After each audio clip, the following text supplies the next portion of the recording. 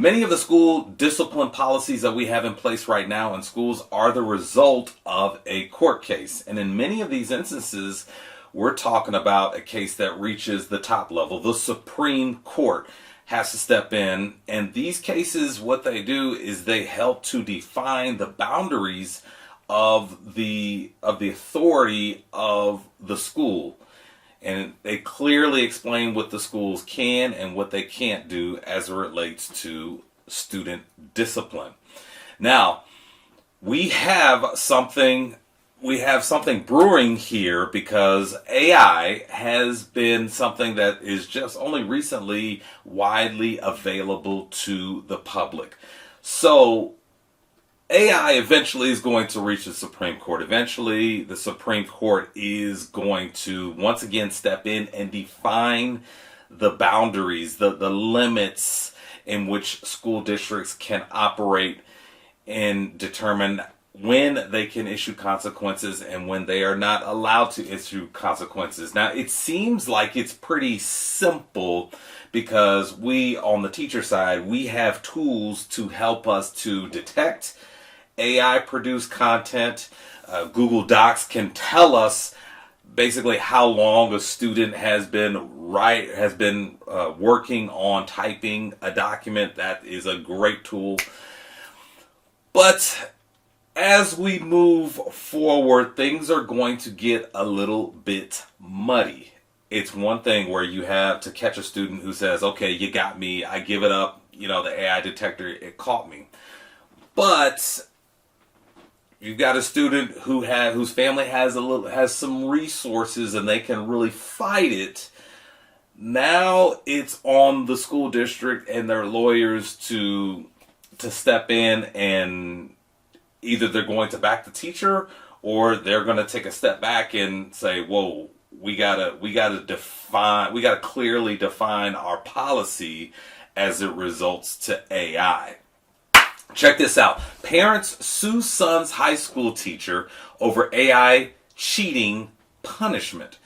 The legal complaint said using artificial intelligence to assist in crafting an outline didn't violate school rules at the time. You see, that is the issue right there. The student if the student uses AI to come up with an outline, a template to go off on, we're going to find out eventually what the court has to say about that. Now let's look at some of the details of this, because again, this is not as cut and dry as other cases. Here, the parents of a Massachusetts high school senior are suing his teachers, school district faculty members, and a local school committee for punishments he received after he used artificial intelligence tools to research and create an outline for a history class essay.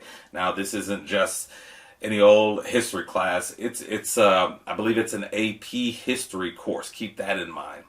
The lawsuit filed in Massachusetts School District Court said the student didn't break any rules and is now at a disadvantage in the highly competitive Ivy League college application process after he received punishments that included a detention, a poor grade, and the inability to join the National Honor Society. So this, obviously, as I spoke before, you've got a family with some resources, so it takes things to a different level, and I think that that's not necessarily a bad thing, because schools, they have the responsibility to clearly outline student expectations. Students and family members, they need to know clearly what the expectations are, what the policies are as a result, as it relates to AI. That's only fair.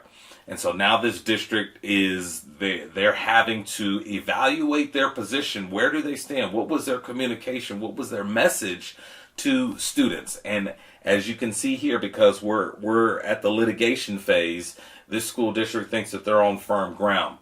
The lawsuit is one of the first of its kind in contesting school discipline over the use of AI to complete academic work. The complaint said that the school's AI policy was added to the Hingham High School Student Handbook only the year after the plaintiff's son was punished. So there you see, there's a little bit of wiggle room there. As schools, workplaces, and institutions acclimate to the increasing use of generative AI tools for education, labor, and more, the Massachusetts case could establish a legal precedent about disciplinary action. So, what happens in Massachusetts could affect what happens in Florida, Missouri, Georgia, Alabama, Washington.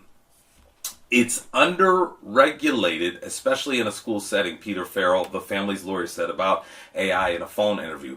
It is here to stay, it is ubiquitous, and it's going to be a part of everyone's everyday life in the very near future.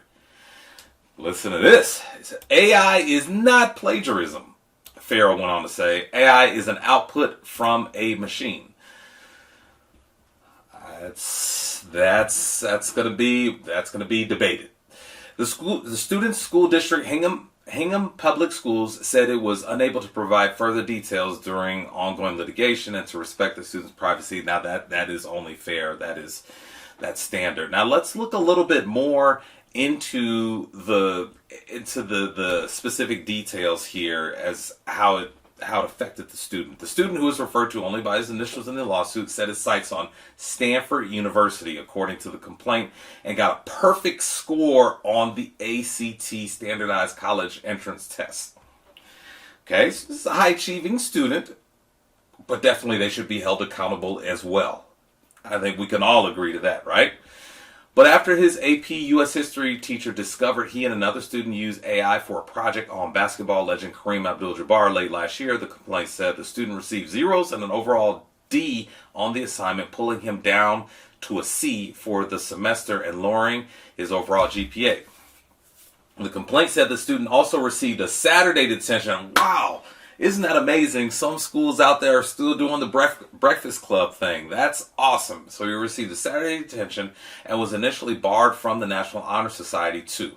Now, I'll bet that he's in the National Honor Society now. It was just a delay, and they have an early phase, so he could probably get that on his college application, I'm sure. Now, Farrell said that they are awaiting a retroactive induction after an internal investigation found that the student was no longer barred from the organization. So they're banking. That's what they want from the school. They want that removed. They want the discipline removed after the investigation. So Farrell said the student wasn't using AI to write his paper for him, but was using it in a way akin to a Google search to find sources and develop ideas. His teacher discovered the use of AI before the project was completed, and the student was separated from his partner and asked to restart the project with paper notes. So that's interesting. The teacher addressed it before it was ultimately turned in. So that's going to be really interesting. And this last part, I just want to share with you about the parents, and I'll share with you this article in its entirety. According to the complaint, the students' parents, Dale and Jennifer Harris, a math teacher and author respectively, first reached out to their son's school after he was denied entry into the Honor Society over the previous use of AI. So he got the punishment, then months later, whoa, we can't get into the Honor Society. Now we've got a problem. Months later, at the start of 24-25 school year, Hingham High added a line about AI to its academic integrity, cheating, and plagiarism section, defining cheating as unauthorized use of technology, including artificial intelligence, during an assessment. Now, here's the other thing. The last part with this, these parents, they're upset and they want to make sure that their child is treated fairly. That's only, that's understandable. We all as parents, we can understand the parents wanting to do that. But look at this last little bit. The parents said, Farrell said the internal investigation found that several other students who had been able to join the Honor Society had previously been disciplined, including one separate case of an infraction that also involved the use of AI. The complaint accuses the Hingham faculty of threats, intimidation, coercion, bullying, harassment, and intimation of reprisals. So this case is definitely getting messy, but I think that this case is going to be one to remember, meaning that it possibly could make its way high up, and it could definitely settle the issue of defining the boundaries of the school as it relates to student discipline, for using AI, which is, a lot of people can make the argument that perhaps that's what we need now. Definitely with the tools that we have now, it would seem like it's simple to define, but in these cases, and it sounds like there's some other things going on, that is what leads us down the road to, okay, now we have to get the courts in. The courts have to step in and give us more direction, and that enables everyone to understand what the rules are going into it. So we'll keep an eye on this case. This is a very interesting case, and there's definitely some drama here to go along with the use of AI on this project. Because I'm sure the parents, they did their research and they were able to find, oh, your son was allowed into National Honor Society and they got disciplined for the use of AI. So that's going to make that messy. So again, we'll post this entire story in the description section. We'll continue to follow it. That's our story for the day. We'll see you in the next video.